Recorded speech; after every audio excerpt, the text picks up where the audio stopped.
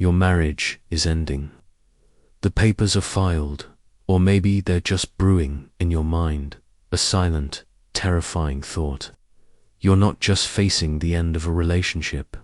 You're staring down the barrel of financial ruin, the heartbreak of fractured families, the judgment of friends, and the crushing weight of a future you never planned. You're exhausted from the endless arguments, the silent treatments, the gnawing anxiety that fills every room. You're tired of the lies you tell yourself, the false hope, the desperate pleas for things to be different. You wake up wondering how you got here, how the person you promised forever to became a stranger, or worse, an adversary. You feel a profound sense of failure, a deep, personal shame. You see others with their seemingly perfect lives and wonder what's wrong with you, with your marriage. You've tried everything, or so you think, but the chasm only grows wider. The modern advice, the therapists, the self-help books, they all promise solutions, but here you are, on the brink, or already past it. If this resonates with you, and you're ready to transform your marriage using ancient wisdom that actually works, hit that subscribe button and ring the notification bell. Share this video with someone whose marriage could benefit from a dose of Stoic wisdom. And comment below with Stoic divorce to join our community of couples building unshakable marriages. Modern society tells you divorce is a failure, a sign of weakness, a personal tragedy. It encourages you to wallow, to blame, to seek external validation for your pain. It pushes you towards litigation, towards turning your former partner into an enemy. But the Stoics understood something profoundly different. Everyone says marriage is about happiness, about finding your soulmate, about emotional fulfillment. But Marcus Aurelius knew that life, including marriage, is about virtue, about character, about what you can control. He understood that true tranquility comes not from external circumstances, but from your inner state. This isn't about avoiding pain.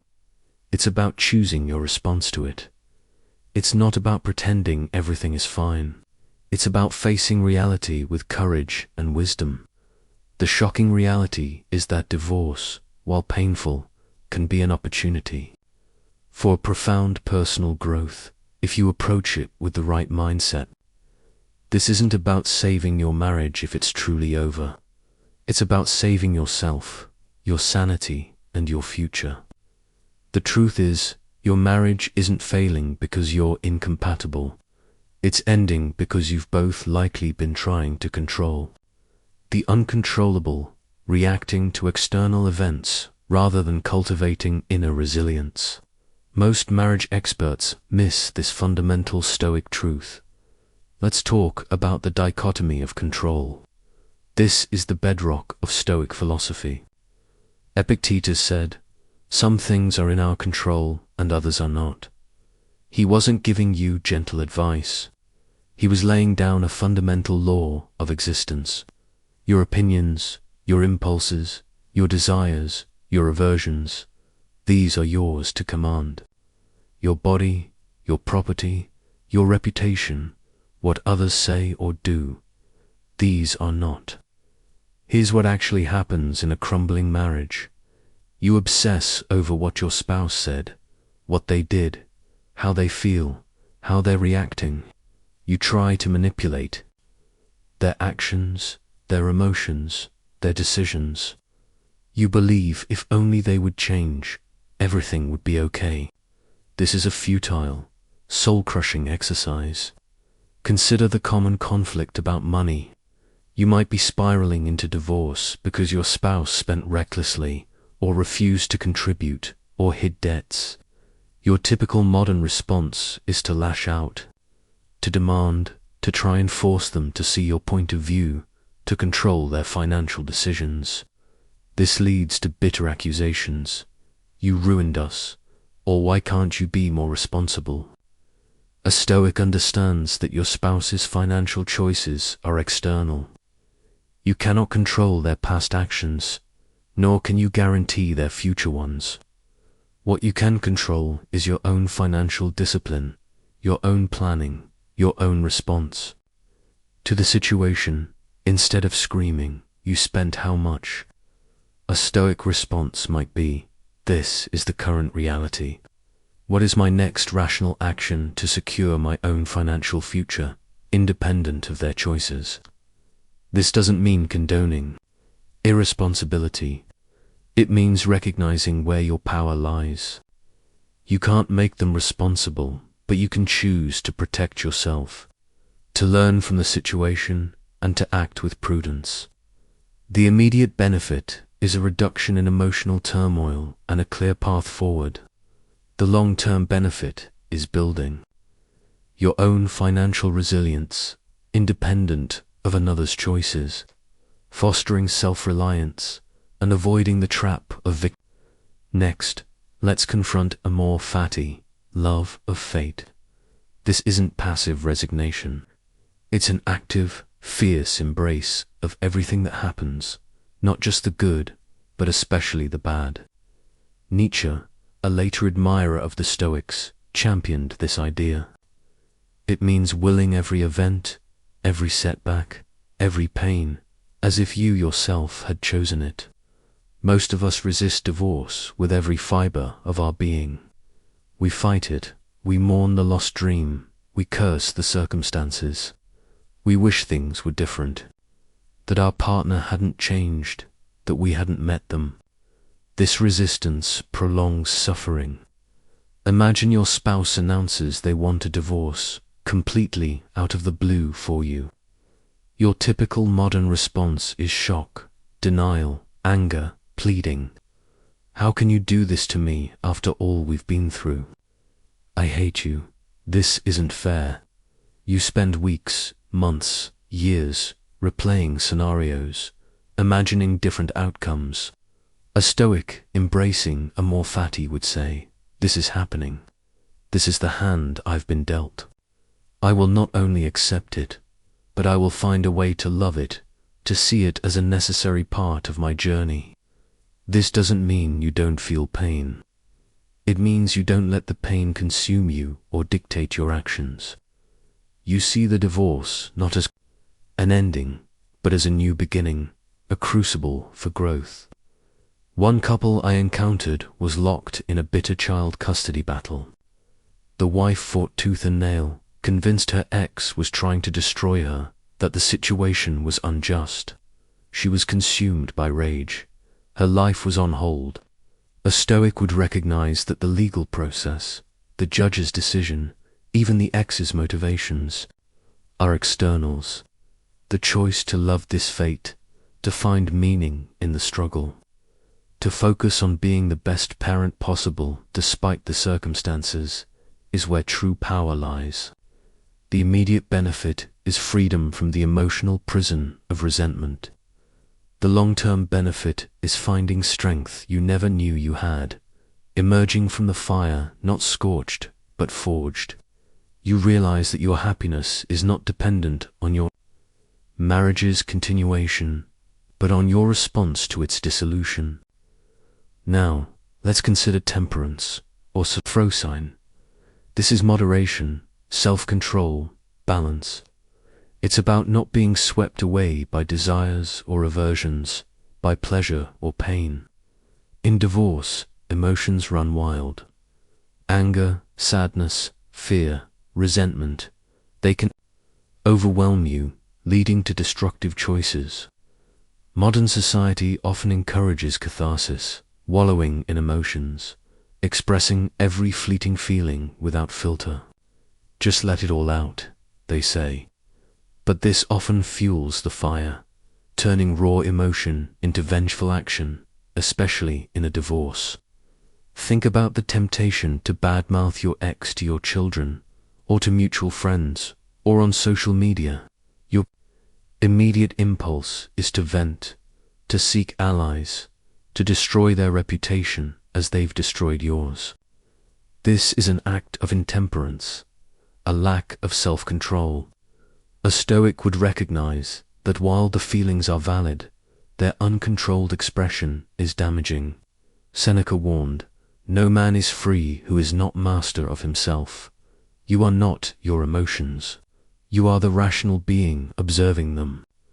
Instead of saying, "Your father is a selfish jerk who abandoned us," a temperate response, though difficult, would be, "Your father and I are making changes in our lives, and it's a difficult time for everyone. We both still love you very much." This isn't about repression. It's about intelligent management of your inner state. You feel the anger, you acknowledge it, but you don't let it dictate your actions. You choose the virtuous path, even when it's excruciatingly difficult. The immediate benefit is maintaining your dignity and protecting your children from unnecessary trauma. The long-term benefit is preserving your character, ensuring you emerge from this process as a person of integrity, not someone consumed by bitterness. Then there's the view from above. This is a powerful Stoic exercise, where you imagine looking down on your life, on your city, on the entire earth, from a great height. It puts your problems into perspective, reminding you of the vastness of the cosmos and the fleeting nature of human existence. When you're in the throes of divorce, your world shrinks. Every argument feels monumental. Every slight feels unforgivable. You become consumed by the minutiae of legal battles, property division, and custody schedules. You lose sight of the bigger picture. Your spouse is demanding the family home, and you feel utterly devastated, trapped, and unfairly treated. You see only the injustice, the loss, the pain. Your world revolves around this one asset. A Stoic applying the view from above would mentally zoom out. They would see their life, this divorce, this house, as a tiny speck in the grand scheme of things. They would remember that countless people have lost far more, that material possessions are external and temporary. They would ask, is this truly worth sacrificing my peace, my integrity, my future happiness over? Marcus Aurelius wrote, "Constantly consider how many physicians have died after knitting their brows over so many sickbeds." He meant that even those who try to control everything eventually face the same fate. Your house, your money, your reputation, these are all temporary. What remains is your character, your virtue. The immediate benefit is gaining perspective, reducing the emotional charge of material disputes. The long-term benefit is a profound liberation from attachment to externals, allowing you to rebuild your life on a foundation of inner strength, not material possessions. And of course, memento mori, remember that you will die. This isn't morbid. It's a profound call to live fully, virtuously, and with purpose, because your time is finite. It clarifies what truly matters. In divorce, it's easy to get bogged down in the past, in regrets, in what-ifs. You might spend years lamenting the lost years, the wasted effort, the dreams unfulfilled. This fixation on the past robs you of your present and your future. You're consumed by thoughts of your ex moving on, finding someone new, living a happy life without you. You feel stuck, unable to envision a future for yourself. You see your life as effectively over, defined by the failure of your marriage. A Stoic would use memento mori to cut through this self-pity. I will die, they would think. Is this how I want to spend the precious, limited time I have left? Dwelling on a past that cannot be changed, on a person I cannot control. This perspective forces you to reevaluate your priorities. It pushes you to ask, given the finite nature of my existence, what is the most virtuous, purposeful way for me to live now? Epictetus said, don't explain your philosophy, embody it. This is the embodiment of memento mori in divorce. Instead of dwelling on the past, you focus on living well today, on building a new, meaningful future. The immediate benefit is a powerful shift from regret to action, from despair to purpose. The long-term benefit is living a life truly aligned with your values, free from the shackles of past grievances, creating a legacy of resilience and wisdom. Now, virtue ethics. For the Stoics, virtue was the sole good. Not happiness, not wealth, not pleasure, but living in accordance with reason, cultivating wisdom, courage, justice, and temperance. Everything else was indifferent. Modern marriage often prioritizes happiness, personal fulfillment, emotional satisfaction. When these are not met, divorce is seen as the logical outcome. The focus is on what you get from the marriage, not on who you become within it. You're in a heated argument about co-parenting schedules. Your ex is being unreasonable, demanding things that disrupt your life. Your typical response is to fight back, to demand fairness, to prioritize your own convenience or emotional comfort. A Stoic would ask, what is the virtuous response here? Is it just a fight for your own comfort, or is it courageous to compromise? For the sake of the children's well-being, is it wise to escalate, or temperate to seek a peaceful resolution? Seneca wrote, "No man is free who is not master of himself." This applies to your character. You are not a victim of your ex's behavior. You are the master of your own virtue. This means choosing justice over vengeance, wisdom over impulsivity, courage over fear, and temperance over emotional reactivity. It means acting with integrity, even when your ex does not. The immediate benefit is maintaining your integrity and fostering a more peaceful co-parenting relationship. The long-term benefit is cultivating an unshakable character, a foundation that will serve you well in all future endeavors, far beyond the confines of this divorce. Finally, preferred indifference. The Stoics categorized things as good virtue, bad vice, or indifferent. Indifference included health, wealth, reputation, even marriage itself. Some indifferents were preferred. They were natural to prefer, like health over sickness, but they were never essential for your happiness or virtue. Modern society tells you that marriage, family, a certain lifestyle are essential for happiness.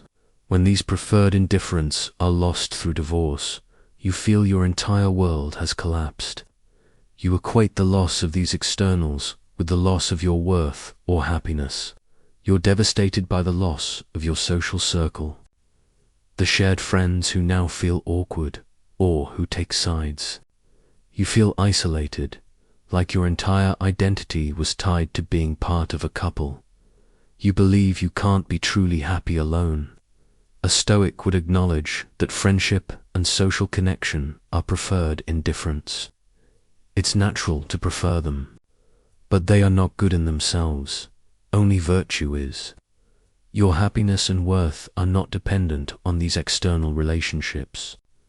Your virtue, your character, your inner peace, these are entirely within your control. You don't need a specific social circle to be a good person. This isn't about dismissing the pain of loss. It's about reframing it. It's about recognizing that while losing these things is undesirable, it doesn't diminish your core worth or your capacity for virtue. You can still be courageous, wise, just, and temperate, even if your preferred indifferents are gone. The immediate benefit is freeing yourself from the desperate need for external validation or connection. The long-term benefit is cultivating a profound self-sufficiency and inner peace that is independent of any external circumstance, making you truly resilient. Here's the crucial part. You are not looking for a better partner. You are looking for a better philosophy. Every marriage, even a dissolving one, presents the same fundamental problem to people trying to get their needs met, often by controlling things outside their sphere of influence. The Stoics had a better way. I know a couple who went through a brutal divorce, tearing each other apart over every minor detail. They both emerged broken, financially strained, and deeply resentful. They sought revenge, and in doing so, destroyed themselves. I also know a couple who, despite profound heartbreak, chose the Stoic path. They focused on their own responses, on acting with integrity, on accepting what they couldn't change. They emerged bruised, yes, but stronger, wiser, and with their dignity intact. They even managed to co-parent effectively because one person chose not to escalate. Your spouse just sent an infuriating email about child support, filled with accusations and vitriol. Your immediate reaction might be to fire back with your own list of grievances, to call them names, or to threaten legal action. This often leads to a cycle of mutual attacks and escalating conflict. A Stoic approach would recognize that you cannot control their words or their anger, only your response. Instead of saying, "You selfish jerk, I can't believe you're saying this after all I've done," you might take a breath, apply the dichotomy of control, and respond with a calm, factual email. "I understand your concerns. Let's refer to the agreement, discuss this with our lawyers to find a resolution." This does several powerful things. It de-escalates the conflict, maintains your composure, and demonstrates your commitment to a rational approach, even when provoked. Another scenario. You find out your ex is already dating someone new, and it cuts you to the core.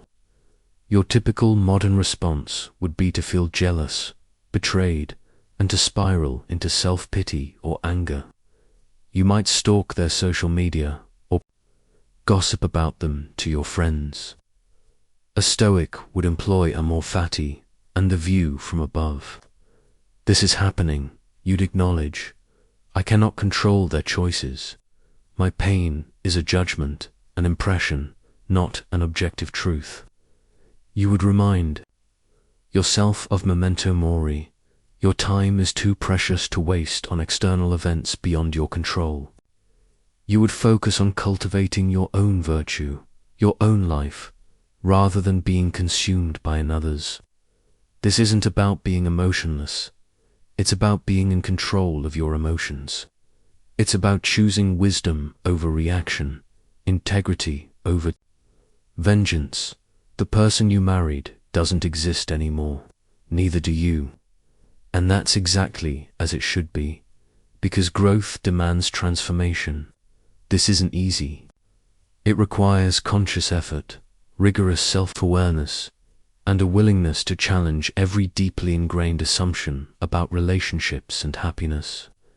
It means taking responsibility for your inner state, no matter what external chaos surrounds you. It means accepting that you might be the only one doing the work.